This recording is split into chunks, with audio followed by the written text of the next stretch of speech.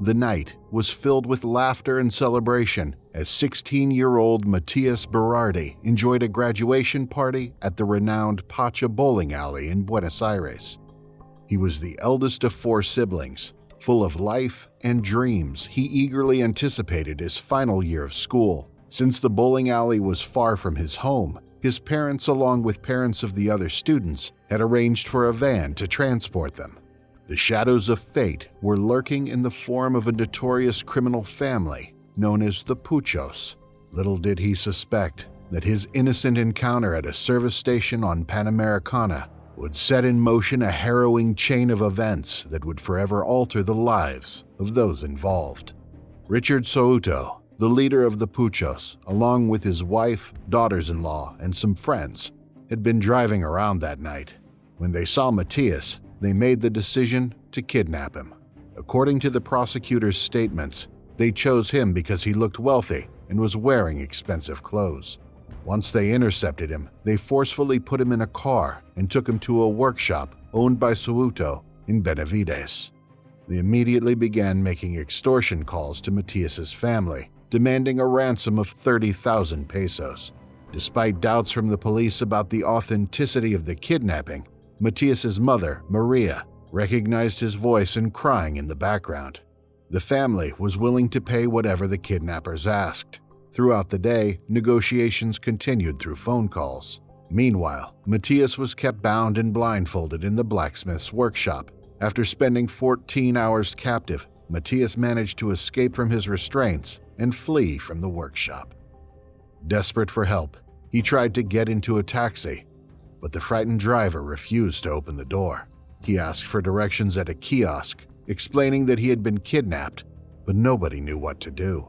As he continued knocking on doors and windows, some members of the gang pursued him in a car. They caught up to him near the Benavides cemetery and recaptured him. The kidnappers made one final call to the family to find out how much money they had raised. Then, they abruptly cut off communication and never called back to arrange the payment. They took Matias to an open airfield near a dirt road, where they brutally beat him. Matias pleaded for his life, but to no avail when they eventually shot him in the back with a .25 caliber pistol.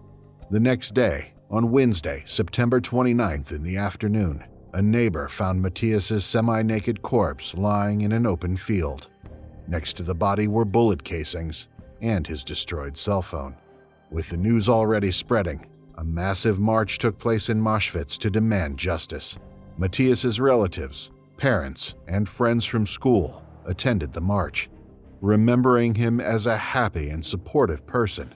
Matias had been chosen as the best student in his class for almost the last 8 years. When Matias's photo was already published in all the media, some neighbors started calling the police. On October 2, 2010, one of the members was arrested. Further wiretaps and witness statements led to the police raiding of the homes of the prime suspects. Eventually, all the members were arrested. In total, there were 11 defendants, all accused of kidnapping for extortion, followed by death. In October 2012, the trial began, with approximately 200 witnesses testifying. The amount of evidence against the defendants, who never declared their guilt, was overwhelming. They showed no remorse and declared their innocence. Witness after witness testified, along with forensic evidence of all kinds. The sentence for the crime of Matias Berardi was announced in April 2013. 5 out of the 11 accused received life sentences, while the other defendants received sentences ranging from 17 to 24 years. The reading of the verdict was accompanied by screaming and tension.